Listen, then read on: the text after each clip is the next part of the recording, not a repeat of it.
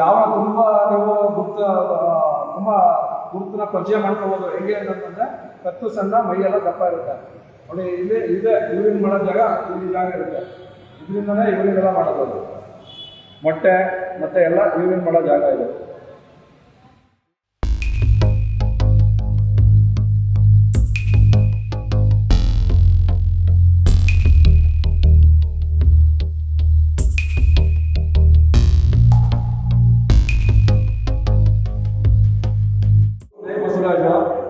ಇದು ನಮ್ಮ ಗೋಳದಲ್ಲೇ ಸಂರಕ್ಷಣೆ ಮಾಡಿದ್ದು. ಇದು ಹಾವು ಕೇರೆ ಹಾವು.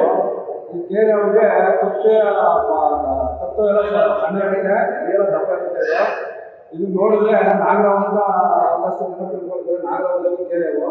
ಇದು ಆಹಾರ ಬಂದು ಇಲಿಗಳು ಜಾಸ್ತಿ ಹೆಚ್ಚಾಗಿ ತಿನ್ನುತ್ತೆ. ಅದಕ್ಕೆ ರ್ಯಾಟ್ ಸ್ನೇಕ್ ಅಂತ ಹೇಳ್ತಾರೆ. ಹೆಚ್ಚಾಗಿ ಇಲಿಗಳು ತಿನ್ನೋದ್ರಿಂದ ರ್ಯಾಟ್ ಸ್ನೇಕ್ ಅಂತ ಹೇಳ್ತಾರೆ ನೋಡಿ. ಇದು ನಾಲ್ಗೆ ಯಾವಾಗಲೂ ಈಚೆ ನಾಲ್ಗೆ ಬಿಡೋ ಉದ್ದೇಶ ಏನಪ್ಪ ಅಂದರೆ ಅದು ಒಂದು ಸ್ಮೆಲ್ಲು ಒಂದು ಇದು ಮಾಡ್ಕೊಳ್ಳೋಕ್ಕೆ ಬಿಡುತ್ತೆ. ಯಾವ ತುಂಬ ನೀವು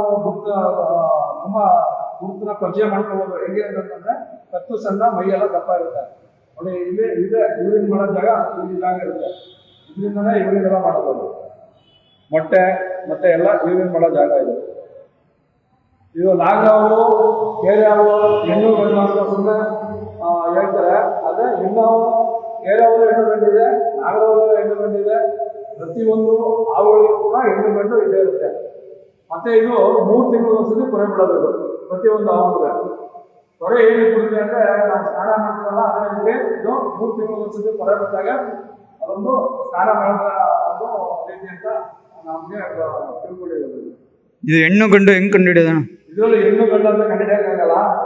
ಏನಪ್ಪ ಅಂತಂದ್ರೆ ಎಲ್ಲ ಒಂದೇ ರೀತಿ ಇರುತ್ತೆ. ಈ ಹೆಣ್ಣು ಹಾವು ಸ್ವಲ್ಪ ದೊಡ್ಡದಿರುತ್ತೆ, ಗಂಡು ಹಾವು ಸ್ವಲ್ಪ ಚಿಕ್ಕದಿರುತ್ತೆ. ಈಗ ಮನೆ ಹತ್ರ ಏನಾದ್ರು ಹಾವು ಬಂದಾಗ ಜನ ಯಾವ ತರ ನೋಡಿ ಇದನ್ನ ಕ್ಯಾರೆ ಅಂತ ಗುರ್ತಿಡಿಬಹುದು? ಫಸ್ಟ್ ಜನ ನೋಡಿದ ತಕ್ಷಣ ಓಡೋಗುತ್ತೆ. ಇದು ಬೇರೆ ಅವ್ರು ಓಡಲ್ಲ.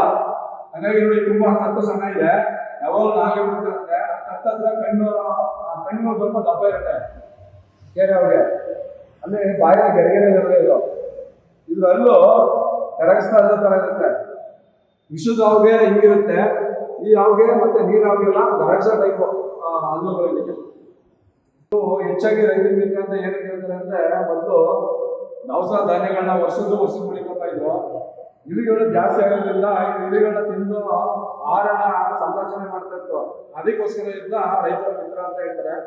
ಅದಕ್ಕೆ ರ್ಯಾಟ್ ಸ್ನೇಕ್ ಅಂತ ಕೂಡ ಹೇಳ್ತಾರೆ. ಇಲಿಗಳಿಂದ ನಮಗೆ ರೋಗಗಳು ಬರೋದ್ರಿಂದ ಇದು ನಮ್ಮ ಜೀವನದಲ್ಲಿ ಇದು ಕೂಡ ಒಂದು ಆಹಾರ ಪದ್ಧತಿಗೆ ನಮಗೆ ಸಹಾಯ ಮಾಡುತ್ತೆ. ಇಲಿಗಳಿದ್ರೆ ನಮಗೆ ಪ್ರತಿಯೊಂದು ಗಿಡ ಬುದ್ಧಿ ಇಲ್ಲಿ ಹಿಡಿಯೋದು ಇದೊಂದೇ. ಬೆಕ್ಕು ಯಾವುದೇ ಹಿಡಿಯೋಕ್ಕಾಗಲ್ಲ. ಅದಕ್ಕೋಸ್ಕರ ಇದನ್ನ ರ್ಯಾಟ್ ಸ್ನೇಕ್